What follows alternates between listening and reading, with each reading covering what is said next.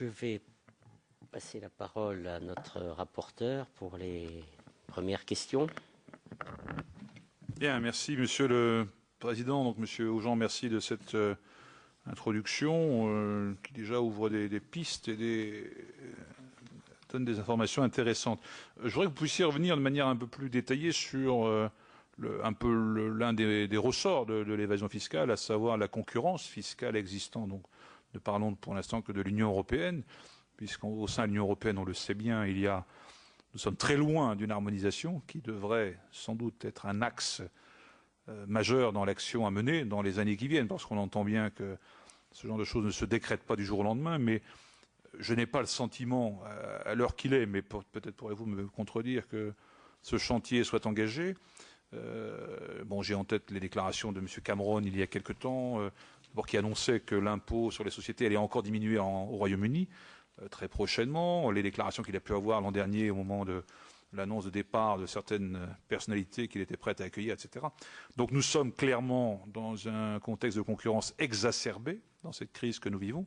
Donc la concurrence fiscale, à l'évidence, c'est un ressort essentiel. Donc comment cette concurrence très concrètement se construit-elle? Quelle piste, selon vous, pourrait être engagée, explorée à partir d'aujourd'hui, en se fixant l'échéance à terme d'arriver effectivement, rêvons un peu, à un espace fiscalement harmonisé, ce qui pourrait dès lors supprimer toute velléité d'évasion. Voilà. Quelle est votre vue sur ces sujets, dans la mesure où aujourd'hui, encore une fois, j'ai le sentiment que l'Union européenne n'a pas pris à bras-le-corps ce sujet dans toute sa diversité. Voilà une première question, s'il vous plaît. Oui. Je vais en même temps, là aussi, répondre à d'autres questions qui s'imbriquent dans cette question. Tout d'abord, la concurrence fiscale à l'intérieur de l'Union européenne, elle apparaît effectivement pratiquement plus forte à l'intérieur que vis-à-vis du reste du monde.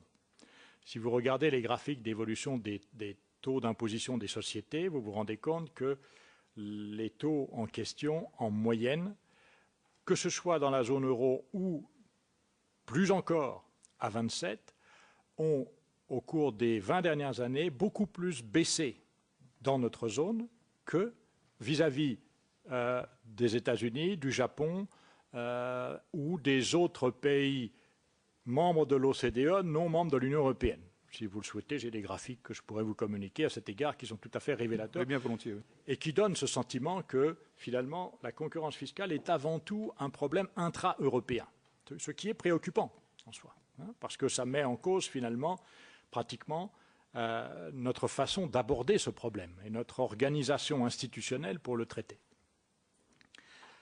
Dans ce cadre, je l'ai déjà dit tout à l'heure, mais je le répète, les petits pays, les pays du Benelux, par exemple, pour ne pas les nommer, sont des acteurs particulièrement actifs, qui ont toujours utilisé cette façon de contrebalancer ce qu'ils appelaient justement la position difficile des petits pays. C'est-à-dire le fait que, ne disposant pas d'un grand marché domestique, ils sont obligés de se lancer dans des activités au-delà des frontières et il leur est difficile d'absorber notamment les pertes fiscales dues au fait qu'on lance des nouvelles activités de l'autre côté des frontières parce qu'il n'y a pas de compensation transfrontalière des pertes aujourd'hui au niveau européen. Et par conséquent, le meilleur moyen pour essayer de limiter les conséquences, c'est de devenir particulièrement attractif par ailleurs et d'attirer soit les activités, soit encore plus souvent simplement les assiettes. Donc on a là un problème sérieux en matière de concurrence fiscale. Que faire? Personnellement, je suis persuadé que la seule solution de fond, c'est effectivement l'adoption de l'ACCIS ou quelque chose de similaire. C'est la raison pour laquelle on a développé cette approche. J'ai travaillé 10 ans, moi, sur l'ACCIS, donc je peux vous en parler avec beaucoup d'affection, je dirais. Et c'est en même temps un projet qui a un double mérite, c'est-à-dire que en associant assiette unique et consolidation, il attire les entreprises puisqu'il leur apporte une simplification importante et leur assure de n'être taxés que sur le profit net, c'est-à-dire sur justement un profit où la compensation pertes et profits a été réalisée par la consolidation. Donc c'est une assurance forte. Pas de double taxation en quelque sorte, pas de taxation d'un profit d'un côté et de non-déduction des pertes de l'autre. C'est ce qui a déclenché l'intérêt des entreprises pour cette approche qui a été confirmée par la représentation des entreprises au sein de Business Europe. Il ne faut pas oublier que le Business Europe a soutenu depuis le début cette approche et continue de la soutenir. En même temps, en mettant en place une répartition de l'assiette par une formule à 3 facteurs, l'Axis répond à la plupart des critiques sérieuses sur le besoin de changer de système fiscal.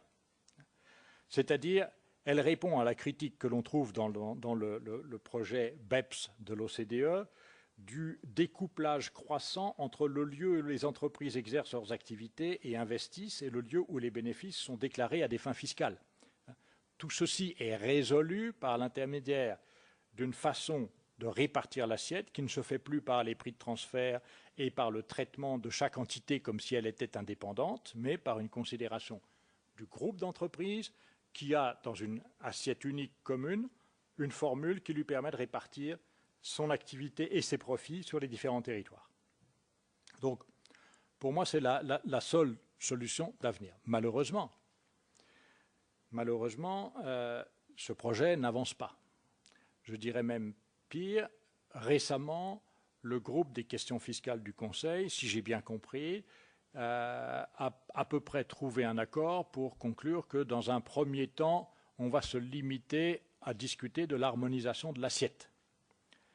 Consolidation, répartition sont maintenant mis de côté.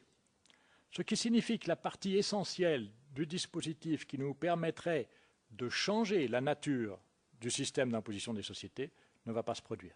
S'il y a accord sur un tel projet à terme, comment expliquez-vous les difficultés concrètes rencontrées dans sa mise en œuvre? Alors, c'est une révolution. Même si vous pouvez voir dans certains sites de gens que vous avez d'ailleurs invités, notamment les gens de Tax Justice Network, qu'il s'agit d'une évolution calculée plus que d'une révolution, je crois que c'est quand même perçu, notamment par les administrations fiscales, mais aussi par une partie des entreprises, comme une révolution. Ça change complètement leur façon d'aborder l'activité des groupes pour les entreprises et le contrôle pour les administrations. Donc cette révolution va très loin et elle n'est pas sans problème. Mais ces problèmes, malheureusement, nous n'avons pas pu les analyser dans toute leur complexité et tous leurs détails techniques, parce que là, il nous fallait la coopération des États membres. Tant qu'on n'a pas accès aux recettes, par exemple, et aux profits déclarés par les différentes sociétés pour pouvoir faire des simulations qui soient effectivement solides, on n'est pas en mesure d'évaluer toutes les conséquences de l'Axis. Et certaines conséquences peuvent nous avoir échappé.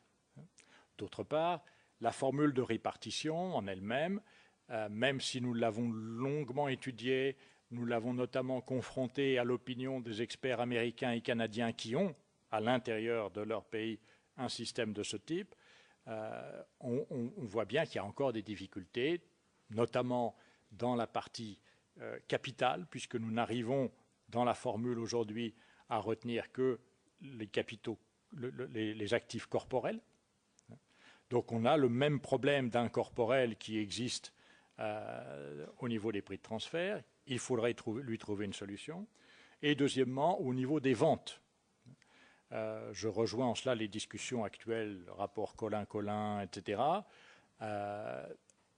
Idéalement, avec l'Axis, les ventes de Google en France seraient saisies dans la formule de répartition, puisque Google a un établissement stable en France. Cet établissement stable est celui par lequel les ventes à destination des clients sur le territoire français seraient recensées et par conséquent incluses dans la répartition, ce qui changerait considérablement l'assiette de la taxe payée par Google en France.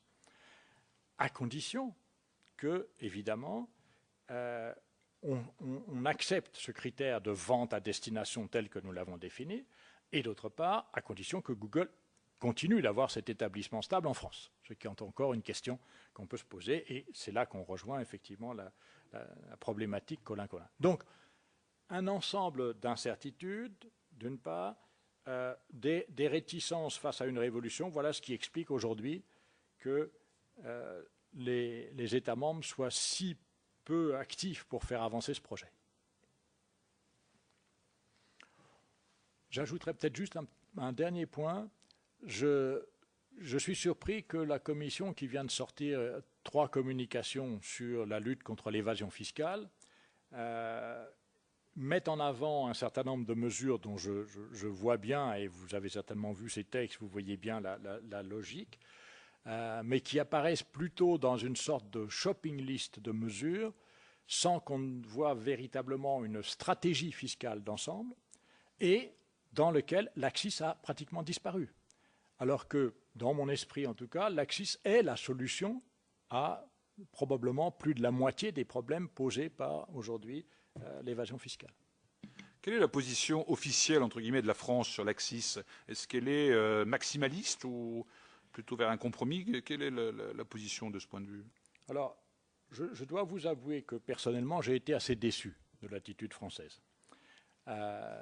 J'ai été déçu, disons que dans une première période, je pensais que nous avions fait suffisamment de progrès dans la compréhension du projet pour que le soutien de la France soit fort. Et c'est vrai qu'en 2008, pendant la présidence française, la présidence française avait l'intention de faire avancer l'AXIS. Et là, l'acteur à blâmer est plutôt la Commission, qui n'a pas été capable de présenter une proposition en 2008 comme elle l'avait mis dans son programme de travail. Donc la France n'a pas pu débattre de l'AXIS, n'a pas pu apporter son soutien à ce moment-là. Mais depuis lors, j'ai le sentiment que nous sommes plutôt dans une phase de ronron et non pas de pression utile pour faire avancer ce projet. C'est un projet difficile. Il ne verra le jour que si la France, l'Allemagne, l'Italie, l'Espagne, qui ont soutenu les travaux dans le passé, se mettent ensemble, comme elles viennent de le faire sur l'échange automatique d'informations, pour faire pression et faire progresser ce projet. Ces 4 pays représentent 60% du PIB de l'Union européenne. J'ai encore 2-3 questions. Oui, vous avez évoqué, M. Aujean, les incorporels. Est-ce que vous avez une idée d'une estimation des flux concernés et donc conséquemment du niveau d'imposition que ça pourrait représenter pour notre pays? Non, là malheureusement je ne peux pas vous aider, je n'ai aucune idée. Je n'ai aucune idée. Je n'ai que les références habituelles au fait que le commerce intra-groupe représente environ 70% du commerce total au sein de l'Union, etc. Ensuite, bon, vous savez que notre commission s'intéresse au rôle des banques et des acteurs financiers au sens large. Quel vous semble être le rôle des opérations financières dans les pratiques d'optimisation fiscale des entreprises, des grands groupes notamment, des individus aussi? Et avez-vous examiné le rôle des financements donc intra-groupes que vous venez d'évoquer et des gestions financières des groupes dans les schémas fiscaux que l'on décrit comme agressifs? Alors, malheureusement, là aussi, j'ai pas beaucoup d'éléments à vous donner. J'ai finalement personnellement assez peu travaillé avec les opérateurs bancaires et financiers. Je l'ai plus fait dans des optiques fiscalité de l'épargne ou TVA sur les opérations financières que dans une optique spécifique optimisation, et donc je n'ai pas beaucoup d'évidence. Alors, je reviens sur deux points que vous avez évoqués dans votre propos, à savoir les produits hybrides d'une part et les revenus passifs. Nous sommes très curieux et demandeurs des techniques relatives au processus qu'on est en train d'investiguer. Est-ce que vous pourriez nous détailler un peu plus en détail, s'il vous plaît, les techniques relatives aux produits hybrides et aux revenus passifs dans un premier temps? Et puis également l'utilisation par les opérateurs, au sens large, des conventions fiscales afin d'éliminer ou au moins de réduire la charge fiscale. Quels sont les procédés? Nous sommes également très, très à l'affût des techniques mises en œuvre. Alors, là encore, je crains que je vais vous décevoir parce que je suis économiste de formation, j'ai donc une approche plutôt économique des systèmes fiscaux et je n'ai pas véritablement de pratique dans les domaines qui vous intéressent. Ce que je vois, c'est qu'effectivement, à l'intérieur de l'Union, il y a, je crois, quelque chose comme plus de 60 situations hybrides, c'est-à-dire qui sont considérées d'un côté comme étant, par exemple, imposables à l'impôt sur les sociétés et de l'autre côté, imposables à l'impôt sur le revenu des personnes physiques. Quand je parle de côté, je parle de deux États membres différents.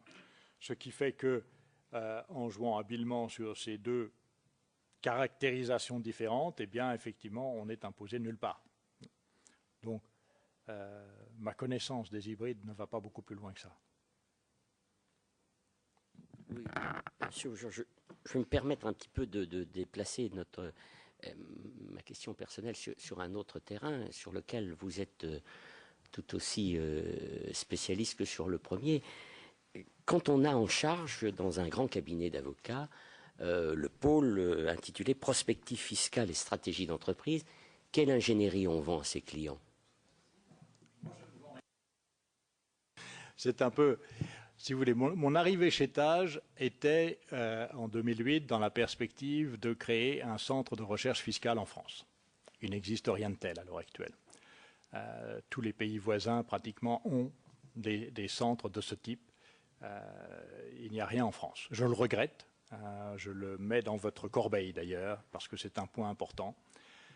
Si vous regardez un pays comme le Royaume-Uni, par exemple, il a deux grands instituts, l'Institute for Fiscal Studies d'un côté, le Oxford Center for Business Taxation de l'autre, qui aident véritablement à décortiquer les éléments de politique fiscale du pays.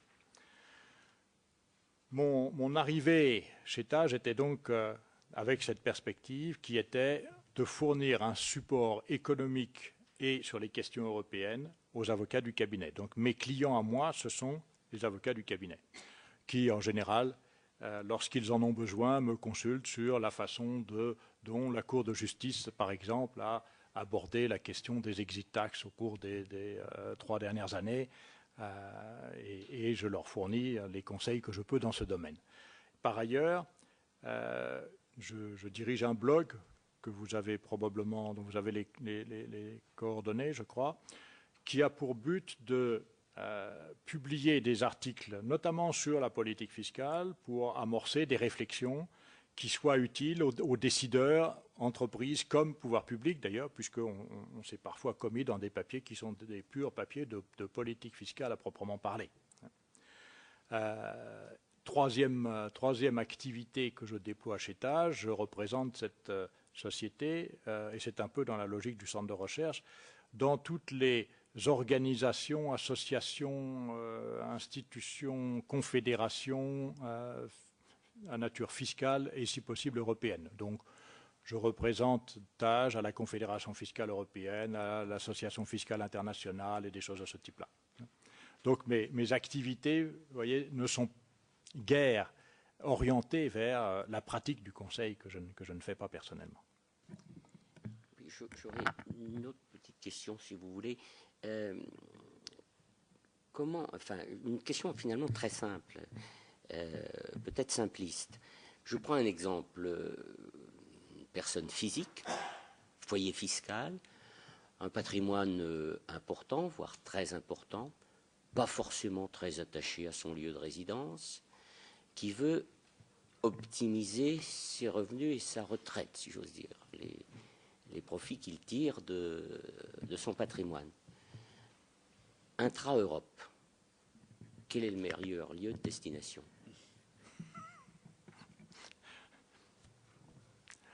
Je serais totalement incapable de vous dire, avec ces seuls éléments, ce que je ferais moi-même. Je sais bien préciser que c'était quelqu'un qui n'avait pas la terre attachée à ses souliers. puisqu'il pouvait quitter sa patrie, si j'ose dire. Oui, Mais oui, je comprends. Londres? Dans la plupart, je vais essayer de répondre tout en conservant mes réserves sur ma capacité à répondre à cette question. Dans la plupart des pays voisins, finalement, l'activité est relativement fortement et beaucoup plus fortement taxée en général qu'en France. C'est le cas en Belgique, on a beaucoup parlé de la Belgique récemment. Si vous avez des revenus d'activité, n'allez pas en Belgique. J'étais dans une conférence la semaine dernière à Dijon où il y avait beaucoup de conférenciers belges. Je continue de résider en Belgique puisque ça fait 37 ans que j'y suis. Et les professeurs belges qui étaient là ont annoncé au public français que le taux marginal d'imposition en Belgique était de 50%, qu'il était atteint dès un revenu annuel de 30 000 €. Et j'ai entendu un « ah » dans la salle parce que, effectivement, on est loin du système français. Donc, pour cerner une réponse utile à votre question, je dois d'abord éliminer l'idée d'avoir une activité. Vous m'avez dit, c'est plutôt dans la perspective de la retraite et avec un capital important. Donc, la Belgique, par exemple, peut être une destination intéressante. On n'y impose pas les plus-values. Mais il faut, là encore, faire attention. Les droits de succession sont beaucoup plus élevés, contrairement d'ailleurs à ce qu'on a raconté en France lors de mouvements de personnes récents. Les droits de succession sont beaucoup plus élevés en Belgique qu'en France si vous n'avez pas pris la précaution de structurer votre capital pour effectivement le préserver des droits de succession. Donc vous voyez, il n'y a pas une situation facile à détecter qui soit uniformément conseillable à qui que ce soit. Oui, après l'optimisation, il faut faire de l'orfèvrerie fiscale, en quelque sorte. Oui. Probablement. Mais dans tout cela, si vous voulez, nous sommes dans la légalité. Et nous sommes donc ici au cœur de vos autres questions, c'est-à-dire essayer de voir comment faire la différence entre... Alors vous m'avez posé une question sur optimisation versus évasion. Bon. Pour moi, l'évasion, si on l'emploie au sens du terme en français, là aussi, c'est légal. Hein. Donc, la chose est difficile. Moi, je ne crois pas à l'idée de pouvoir définir de façon précise l'optimisation qui serait quelque chose d'acceptable et l'évasion qui serait quelque chose qui irait au-delà parce que ce serait agressif ou autre. Vous non plus. De la même façon, je ne crois pas au dispositif anti-abus. Les Britanniques sont intervenus, ont travaillé là-dessus quand même, sur cette notion de distinction. Là. Tout à fait. Ils ont essayé, notamment par l'obligation de révéler les montages qu'ils ont essayé de mettre en place à une certaine période. Ils ont essayé de raffiner cette idée. Moi, personnellement, je n'y crois pas. Je ne pense pas qu'on trouvera la solution par ce biais. Il y avait pourtant un rapport qui établissait la faisabilité de cette démarche quand même du côté britannique. Donc c'est un fait. Je veux dire, il y a matière à réflexion et à exploration. Je le comprends.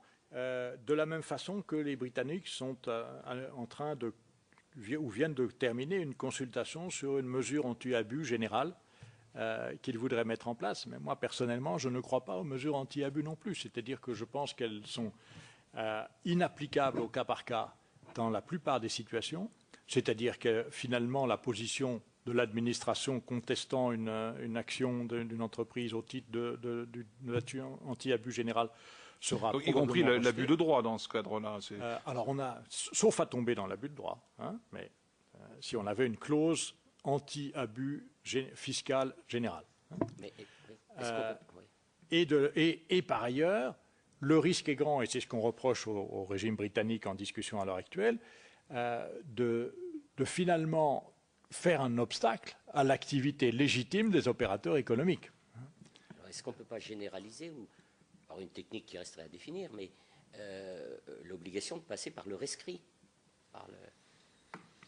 Alors, je suis personnellement tout à fait en faveur de ce que, encore une fois, l'OCDE a appelé cooperative compliance dans un rapport récent, c'est-à-dire de passer à une autre approche, effectivement, de la relation entre les contribuables et l'administration, de faire en sorte que cette autre approche soit fondée sur la relation de confiance, comme vient de le suggérer l'administration fiscale française, qui est en train d'essayer de mettre en place cette approche, ce qui est assez nouveau pour la France, qui était très en retard dans ce domaine. Je pense que c'est une approche qui a davantage de perspectives pour convaincre que l'on peut, dans ce cas-là, avec une présence continue auprès de l'entreprise, être mieux informé de ses pratiques, de ses stratégies, mieux comprendre également la façon dont ça se passe, et dans ce cas-là, avoir une intervention fiscale beaucoup plus solide, avec l'appui de rescrits qui seraient publiés, bien évidemment. Je vais repasser la parole à notre rapporteur. Oui, pour rebondir sur la question du président Pillet qui vient d'évoquer à l'instant, est-ce que vous pourriez nous indiquer si la question des revenus différés a fait l'objet d'une attention particulière? Vous m'avez perdu là. Qu'est-ce que vous appelez revenus différés? Les retraites, par exemple.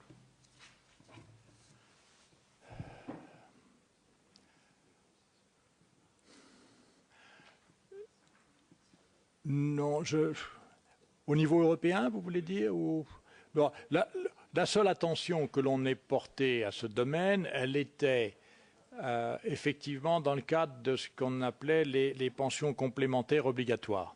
Oui, en fait, j'ai en tête, pour préciser mon propos, la dénonciation par le Danemark de la convention fiscale. D'accord. Oui, mais ça, c'est un peu la même approche. C'est-à-dire que la Commission, à partir de 2001, s'est efforcée de faire éliminer par les États membres les discriminations qui faisaient, par exemple, qu'on ne pouvait pas contribuer à un fonds de pension français, ou si ça n'existe pas, mettons finlandais, si on était danois, on ne pouvait pas bénéficier de la déductibilité des cotisations au fonds de pension finlandais. Ce faisant, les États membres nous ont dit oui, mais ça ne va pas, parce qu'on contribue dans les pays nordiques, on déduit dans les pays nordiques, et puis ensuite on va prendre sa pension en Espagne, et elle est imposable en Espagne. Et par conséquent, il y a une énorme perte de recettes dans les pays nordiques et il y a un véritable transfert au profit des pays du Sud. Réglons ce problème. Et donc, nous avons à l'époque proposé des solutions, des échanges d'informations et la mise en discussion d'une possible répartition différente de l'imposition des pensions. Malheureusement, les États membres ne l'ont pas souhaité. Et donc, ça s'est arrêté là. Ça ne s'est poursuivi que par cette procédure d'infraction contre les États membres qui n'acceptaient pas la déductibilité transfrontalière des cotisations. Avant de passer la parole à notre collègue Nathalie Goulet, pour revenir un peu effectivement au cœur de notre métier, si j'ose dire, quel est le rôle des banques dans le conseil que vous avez pu appréhender, dans le conseil de l'évasion? Par exemple, vous venez de nous citer un exemple qui est très, très pratique là. Est-ce que, à votre avis, les banques agissent, conseillent leurs gros clients pour optimiser dans la manière dont vous nous l'avez dit? Parce que c'est un exemple très, très simple et très clair. Et alors, si vous permettez, Madame Goulet va vous poser sa question et puis vous pourrez répondre par une synthèse. Notre collègue Chiron va compléter ma question, ce qu'il fait. Non, il va la compléter. Allez-y. Oui, simplement, c'est qu'à partir du moment où elles conseillent, comment elles accompagnent? On a vu beaucoup de banques créer beaucoup de filiales.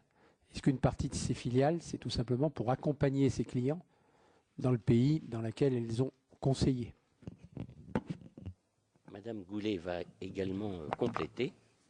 Non, c'est autre chose. Alors, c'est autre chose. C'est autre chose. Oui, monsieur le directeur, vous nous avez exposé un certain nombre d'éléments, mais il se trouve que l'objet, le cœur de l'objet de notre commission cette fois, c'est le rôle des banques. Et de ce point de vue-là, votre intervention a été légèrement elliptique, mais c'est normal puisqu'il y avait d'autres sujets et que c'est pas le vôtre. Donc, moi, je voudrais vous poser une question parce que lors de la modification de la loi de modernisation de l'économie qui est venue au Sénat il y a 2 ou 3 ans, j'avais déposé plusieurs amendements pour créer un pôle d'excellence en matière fiscale et internationale.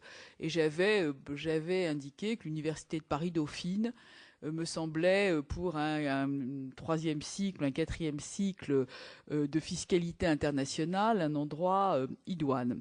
Alors, lorsque je vous ai entendu parler d'un centre de recherche sur la fiscalité, mon sang n'a fait évidemment qu'un tour. Et alors, j'aimerais que vous nous donniez, mais à nous seulement, parce que si vous étiez interviewé par l'Assemblée nationale, ce serait évidemment beaucoup moins drôle, qu'on ait un peu l'exclusivité de ce bébé-là. Comment vous voyez ce pôle d'excellence en matière de fiscalité? Parce que, vous comprenez, la question, c'est que si on ne forme pas des juristes d'excellence et des fiscalistes, sont les banques et donc je suis bien dans mon sujet, qui vont pouvoir recruter les meilleurs sans que notre administration fiscale, et c'est par exemple le cas de la direction des vérifications nationales et internationales, dont les gens sont absolument incapables, foutus de vérifier des prix de transfert parce qu'ils n'ont pas la formation. Donc, comment est-ce que vous voyez cette structure de recherche en matière de fiscalité, et évidemment internationale, parce que la fiscalité franco-française n'a strictement aucune raison d'être et d'avoir un intérêt. Donc ça, c'est ma première question. Deuxièmement, c'est un peu éloigné de la banque, mais néanmoins, c'est connexe aux sujets qui ont été exposés. Le Qatar bénéficie en France d'une convention qui fait pour le Qatar de la France un paradis fiscal. Comment est-ce que vous voyez des voies et moyens, à part enfin, je pense qu'il n'y a que revoir la convention, évidemment, mais est-ce que dans votre carrière, vous avez donné des conseils de révision de conventions fiscales, et si oui, comment? Je vous remercie beaucoup. Je suis franchement désolé parce que j'aimerais pouvoir contribuer davantage à vos travaux. Malheureusement, côté banque, je n'ai aucune expérience particulière. Je n'ai côtoyé le système bancaire pratiquement que dans les discussions autour de la directive épargne. J'ai eu l'occasion de découvrir des choses amusantes à cet égard, parce que quand on a parlé d'une retenue à la source de 15% pendant la première période de la directive épargne, j'ai pu voir que pour certains, ce n'était guère plus que ce que étaient les frais de gestion de patrimoine que des banques étrangères réclamaient aux épargnants qui avaient placé leur épargne dans des pays à secret bancaire. Donc, on peut voir l'importance ici de ce type de choses et s'interroger sur le pourquoi de cette façon de placer son épargne. Les banques conseillent et accompagnent. Très franchement, je n'ai aucune expérience, aucune affaire que je puisse mentionner à laquelle j'ai été associé qui puisse me donner des informations. Donc là encore, je ne pourrais pas vous aider. Je suis désolé, le rôle des banques n'a pas été dans mes activités. Et pour répondre à votre dernière question, j'ai effectivement été en contact avec l'Université Dauphine parce que nous avions envisagé de créer ce centre que j'ai mentionné, notamment en commençant par la création d'une chaire de fiscalité à Dauphine. Donc c'est un projet dont j'ai eu l'occasion de discuter qui, pour l'instant, me semble dormir, mais je le reprendrai volontiers. Vous pouvez faire confiance à cette commission, monsieur le directeur, je pense que ça va prospérer.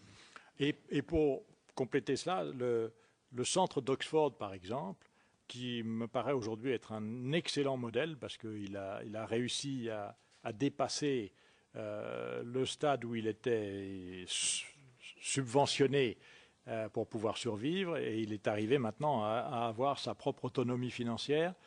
Au départ, c'est une initiative conjointe du Club des 100, c'est-à-dire les 100 plus grosses entreprises britanniques, qui, à titre principal, ont véritablement porté le projet, avec le Trésor britannique et les milieux universitaires. Et en bonne procédure, ils ont publié un appel d'offres. Cet appel d'offres a été remporté par Oxford, et c'est Oxford qui a ainsi créé ce centre, qui a été donc au départ élaboré sur un financement tripartite, et puis qui est petit à petit est parvenu à voler de ses propres ailes, et qui produit aujourd'hui une excellente littérature sur le sujet fiscal. Je vous propose de redonner la parole à notre rapporteur pour quelques précisions, quelques questions, et éventuellement, si certains se ravisent, j'en vois déjà un, donc peut-être nous allons passer d'abord à notre collègue Chiron. Oui, vous avez parlé d'échange, excusez-moi, à un moment donné, entre l'administration fiscale et les entreprises. Est-ce qu'il vous semblerait utile que les schémas fiscaux qui sont proposés par les fiscalistes je dirais, lorsqu'elles dépassent un certain niveau, ces schémas fiscaux puissent être, d'une certaine façon, soumis, échangés entre l'administration et ses fiscalistes, d'une façon un peu automatique, pour qu'on reste sur de l'optimisation et qu'on ne passe pas à autre chose. Voilà, c'est un peu la... Alors, comme je l'ai indiqué au secrétariat, je vous enverrai ma contribution écrite sur toutes les questions, n'importe comment. Ici, j'ai replacé cette question, qui est question 15, à la suite de la question 14, qui elle-même s'interroge sur les moyens de l'autorité du législateur fiscal en France. Et je voudrais répondre sur les deux volets à la fois, parce qu'à mon avis, c'est lié. Le système fiscal français est, de mon point de vue, complexe, relativement inefficace, puisqu'on a des taux nominaux élevés et des recettes modestes, finalement. Donc il est décourageant, par ailleurs. Il est instable et il est difficile à administrer. Donc c'est un procès assez lourd que je lui fais. On aurait besoin d'une stabilité du cadre fiscal, parce que c'est un élément important de l'attractivité aujourd'hui. On aurait besoin de sécurité juridique, parce que c'est le critère que les différentes enquêtes que nous avons faites auprès de nos clients, et c'est publié sur notre blog, considèrent comme critère numéro 1 pour l'attractivité, la certitude juridique de ce que l'on va payer comme impôt, et surtout pas d'effet rétroactif. Donc, je considère que le pauvre législateur français, il est bien en peine de redonner de l'efficacité à ce système. Certes, on peut imaginer, il y a des cas de pays qui ont choisi une attractivité fondée sur une assiette étroite, des niches, un taux effectif faible, mais ce n'est pas ce que la sagesse conventionnelle recommande aujourd'hui. De la même façon, je considère que une approche du type divulgation des montages n'aurait de sens que si elle s'inscrivait dans quelque chose de beaucoup plus vaste, qui serait justement ce que j'ai évoqué tout à l'heure, la relation prescrite par le rapport OCDE de cooperative compliance, dans laquelle transparence et divulgation sont à la base de la relation de confiance. C'est-à-dire que, effectivement, dans une situation de ce type, l'administration fiscale, le contrôle qui a établi cette relation de confiance, ne peut travailler que s'il a accès à l'information. Réciproquement, l'entreprise ne peut avoir la certitude juridique qu'elle souhaite que si, effectivement, elle a cet échange d'informations. Donc, voilà les conditions dans lesquelles je considérerais que ce soit praticable. Mais si c'est dans le cadre administratif actuel, je crois qu'il n'y a aucune confiance qui permette de parvenir à ce résultat. Merci beaucoup. Alors la parole est à Éric Bocquet. Bien, merci, Monsieur le Président. Je crois que vous avez bien senti, et on l'a exprimé les uns et les autres depuis, y compris la première commission, et à nouveau dans cette deuxième commission. Et pour citer nos philosophes du siècle des Lumières, nous voulons nous hâter de rendre la fiscalité populaire, comme d'autres voulaient rendre la philosophie populaire. Mais ce n'est pas une simple formule, ce n'est pas une boutade, mais je pense que nous sommes en face d'un sujet politique avec un P majuscule, citoyen, qui nous concerne tous. Et il est clair que la fiscalité, c'est l'arme de la République pour construire une société meilleure, hein, pour faire court. Mais voilà un peu la motivation qui est la nôtre. Je reviens un peu en arrière sur une situation que vous avez évoquée, que vous semblez mieux connaître, c'est à savoir la Belgique, et notamment les intérêts notionnels, qui est une particularité belge avec beaucoup d'autres. Avec tout le respect que j'ai pour le peuple belge, ce sont mes voisins, je suis du Nord, et j'y ai des liens. Mais vous avez dit que les intérêts notionnels ne sont pas une aide d'État. Est-ce que cela a été jugé d'une manière ou d'une autre par quelqu'un pour utiliser cette formule? Oui, ça a été notifié. Le régime a été notifié à la Commission au titre des aides d'État, et la Commission a indiqué que c'était une mesure générale et non pas une aide d'État. De la même façon, d'ailleurs, le régime a été notifié aussi au groupe Code de conduite, qui a conclu que ce n'était pas une mesure dommageable. Ensuite, l'actualité, nous y sommes de plus en plus, l'actualité, et c'est très bien, non pas pour nous-mêmes, mais pour nos concitoyens. Ces sujets récurrents. Hier, il se tenait donc en Irlande du Nord le G8, où il était question notamment à l'ordre du jour de ce sujet, de l'évasion fiscale. J'ai sous les yeux la déclaration finale du G8, où figurent 10 points. Alors, je ne vais pas jouer le pédant ici, hein, c'est rédigé en anglais, mais je vois beaucoup figurer le modal should. On est sur le mode de la recommandation, une fois de plus, donc je ne vous cache pas ma forte réserve par rapport à ces déclarations d'intention, puisque j'ai vraiment le sentiment qu'on est sur des déclarations d'intention, nous devrions, etc. etc. Quelle est votre appréciation des conclusions de ce sommet du G8, Monsieur Aujean? Alors, je crois que c'est un grand progrès que d'avoir une intention ferme, parce que ça, je crois que c'est le cas, de mettre en œuvre un échange automatique d'informations. Ça, c'est quand même une décision importante. Je me suis battu pendant des années contre un certain nombre d'États membres pour y parvenir au plan européen sur un domaine limité qui était celui des intérêts de la directive épargne. Je peux vous dire que c'est un sujet difficile.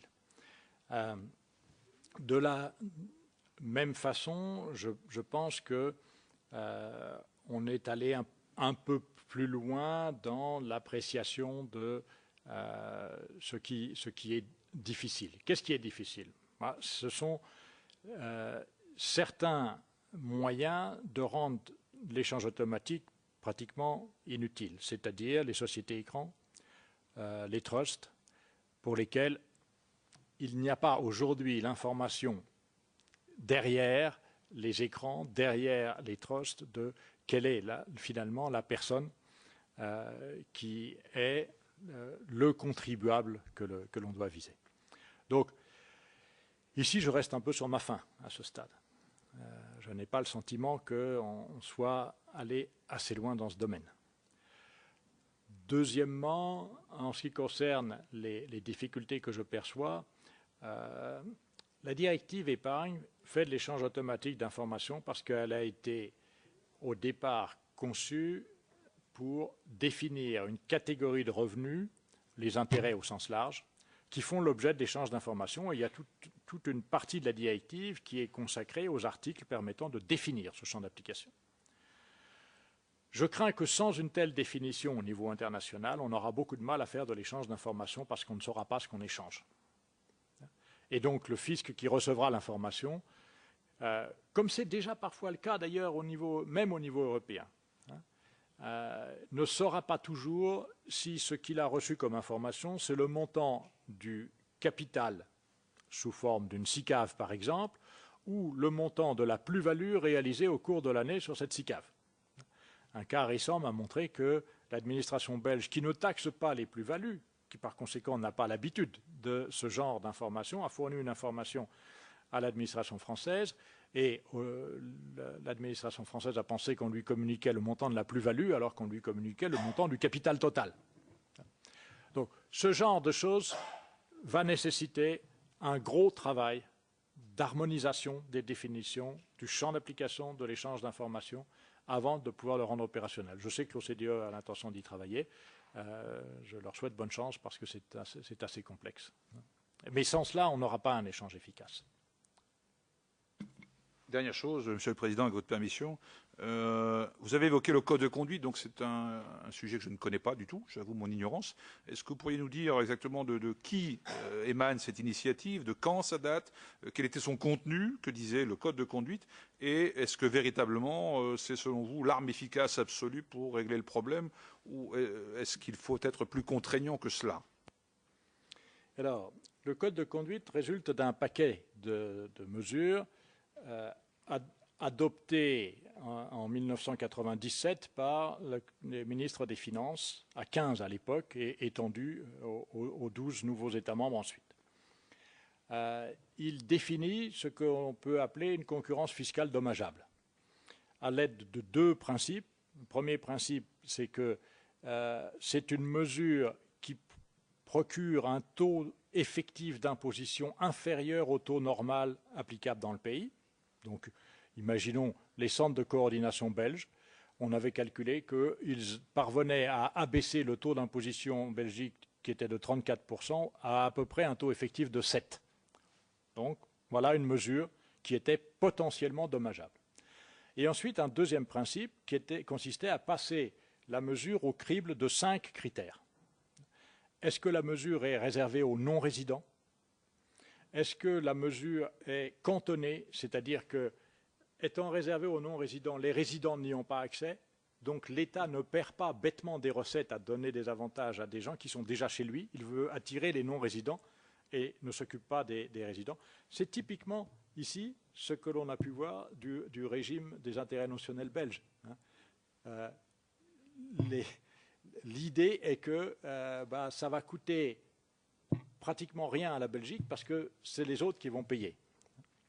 Le troisième critère, c'est est-ce qu'il y a une activité économique réelle ou pas de la part de l'entreprise ou du régime visant les entreprises en question. Quatrième critère, est-ce que les prix de transfert sont appliqués de façon conforme aux principes de l'OCDE? Et cinquième critère, est-ce que la mesure est transparente ou est-ce que c'est un ruling non publié? Donc on passait en revue les mesures qui nous semblaient dommageables et la Commission avait été chargée par le Conseil de faire un premier examen.